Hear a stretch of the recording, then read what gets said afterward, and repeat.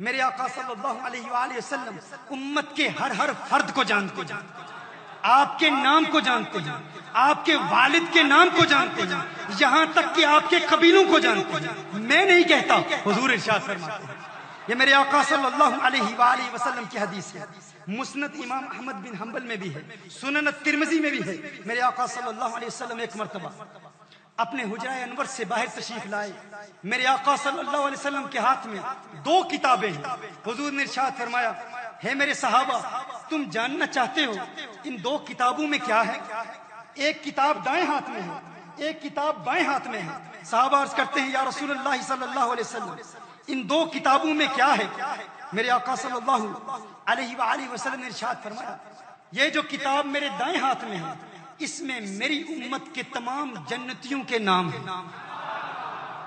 تمام جنتیوں کے نام ہیں، ان کے والدین کے نام ہیں اور ان کے قبیلوں کے نام ہیں۔ تو حضور اکرم صلی اللہ علیہ وسلم اپنی امت کے ہر فرد کے نام کو بھی جانتے ہیں، ان کے والدین کے نام کو بھی جانتے ہیں اور ان کے قبیلوں کو بھی جانتے ہیں۔ پھر فرمایا، میرے اس بائیں ہاتھ میں تمام جہنمیوں کے نام ہیں۔ حضور جہنمیوں کو بھی جانتے ہیں، منافقوں کو بھی جانتے ہیں۔ جو کہتا ہے حضور نہیں جانتے، انہیں بھی جانتے ہیں، انہیں بھی جانتے ہیں۔ حضور نے ارشاد فرمایا، میں ان تمام کو جانتا ہوں اور ان کے والدین کے نام کو بھی جانتا ہوں اور ان کے قبیلوں کو بھی جانتا ہوں۔ میرے آقا صلی اللہ علیہ وسلم کی حدیث۔ ایک مرتبہ حضور اکرم صلی اللہ علیہ وسلم نے ارشاد فرمایا، مجھے میری تمام امت دکھائی گئی، میں نے تمام امت کو دیکھ لیا۔ منافقین نے کہا، وَنَحْنُ مَعَهُ وَلَا يَعْرِفُنَا، یہ کہتے ہیں کہ تمام امت کو جانتے ہیں، ہم ان کے ساتھ ہیں، ہمیں نہیں جانتے، اور دعویٰ اتنا بڑا کہ تمام امت کو جانتے ہیں۔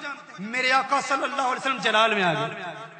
صحیح بخاری کی حدیث ہے، حضور اکرم صلی اللہ علیہ وسلم منبر پر کھڑے ہو کر ارشاد فرماتے ہیں، ما بال اقوام طعنوا فی علمی، کیا حال ہے ان کا، ان اقوام کا، ان لوگوں کا، ان منافقین کا جو میرے علم پر انگشت تنقید اٹھاتے ہیں، جو میرے علم پر زبانیں تان دراز کرتے ہیں۔ حضور اکرم صلی اللہ علیہ وسلم نے فرمایا، اٹھو پوچھو جو کچھ پوچھنا چاہتے ہو، رب کعبہ کی قسم جب تک اس منبر پر ہوں، آج سے لے کر قیامت تک کے تمام واقعات بیان کر دوں۔ میرے آقا صلی اللہ علیہ وسلم نے جب یہ اعلان کیا، صحیح بخاری کی حدیث ہے، ایک شخص کھڑا ہو جاتا ہے، وہ کہتا ہے، میرا ٹھکانہ کیا ہے، کیا میں جہنمی ہوں یا جنتی ہوں؟ حضور اکرم صلی اللہ علیہ وسلم نے ارشاد فرمایا، انت فی النار، تو جہنمی ہے۔ حضور کا امتحان لے رہا ہے۔ جب حضور اکرم صلی اللہ علیہ وسلم نے بار بار فرمایا، حضور پھر ارشاد فرما رہے ہیں، سلونی سلونی سلونی، اٹھو اٹھو پوچھو پوچھو، تم سوال کرو میں جواب دوں گا، جو جو پوچھنا چاہتے ہو، آج سے لے کر قیامت تک کے تمام واقعات بیان کر دوں۔ ایک شخص کھڑا ہو جاتا ہے، وہ کہتا ہے، یا رسول اللہ صلی اللہ علیہ وسلم، میرے والد کون ہیں، میرے باپ کا کیا نام ہے؟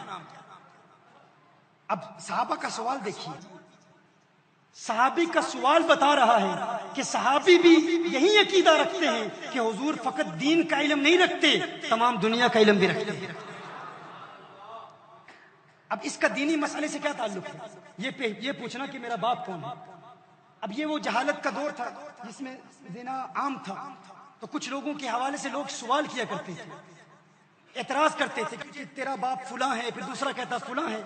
لیکن صحابی نے جب یہ سوال کیا کہ یا رسول اللہ صلی اللہ علیہ وسلم، آپ فرمائیں میرے والد کا نام کیا ہے، حضور نے یہ نہیں ارشاد فرمایا، میرا کام یہ ہے کہ تمہیں صرف یہ بتاؤں حلال کیا ہے، حرام کیا ہے، نماز پڑھنے کا طریقہ کیا ہے، روزہ رکھنے کا طریقہ کیا ہے، حج کیسے کرنا ہے، زکوٰۃ کیسے ادا کرنی ہے، میں تو اس کے لیے آیا ہوں، میں کیا جانوں تیرا باپ کون ہے۔ لیکن حضور اکرم صلی اللہ علیہ وسلم نے یہ ارشاد نہیں فرمایا، کیونکہ حضور نے عقیدہ یہی دیا ہے کہ میں جس طرح دین جانتا ہوں اسی طرح تمہاری دنیا بھی جانتا ہوں۔ حضور نے ارشاد فرمایا، ہاں میں جانتا ہوں، مجھے اللہ نے علم غیب عطا فرمایا ہے، تو سن، ابو کا حذافہ، تیرے باپ کا نام حذافہ ہے۔ صحیح بخاری کی حدیث ہے، بنا عشق نبی کے جو پڑھتے ہیں بخاری آتا ہے بخار ان کو آتی نہیں بخاری. عشق کی اینک لگا کے بخاری پڑھو تو اس کا لطف اور ہے. عشق کے بغیر بخاری پڑھو گے تو بنا عشق نبی کے جو پڑھتا ہے بخاری آتا ہے بخار اس کو آتی نہیں بخاری. اس پر میں نے بھی کچھ تب آزمائی کی ہے. ایک شعر میں نے بھی لکھا ہے, یہ ہمارے بزرگوں کا لکھا ہوا ہے. میں نے کہا کہ قرآن میں بھی حضور اکرم صلی اللہ علیہ وسلم کی عظمتوں کا بیان ہے, تو قرآن کے حوالے سے بھی کوئی شعر ہونا چاہیے, کیونکہ قرآن بھی تو نعت مصطفیٰ ہے.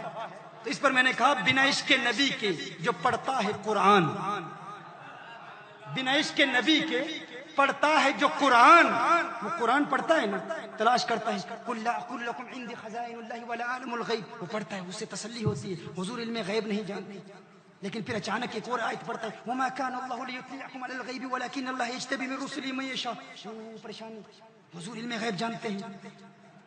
عالم الغیب فلا یظہر ولا غیب احد الا من ارتضى من رسول, حضور علم غیب جانتے ہیں. وما هو على الغیب بدنین, حضور علم غیب جانتے ہیں. وعلمك ما لم تكن تعلم وكان فضل الله عليك عظیما, حضور علم غیب جانتے ہیں.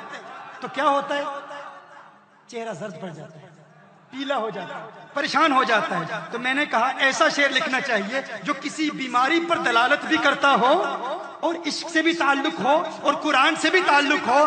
تو ہمارے بزرگوں نے کہا بنا عشق نبی کے جو پڑھتا ہے بخاری آتا ہے بخار اس کو آتی نہیں بخاری. فقیر نے کہا بنا عشق نبی کے جو پڑھتا ہے قرآن ہوتا ہے جرکان اسے آتا نہیں قرآن.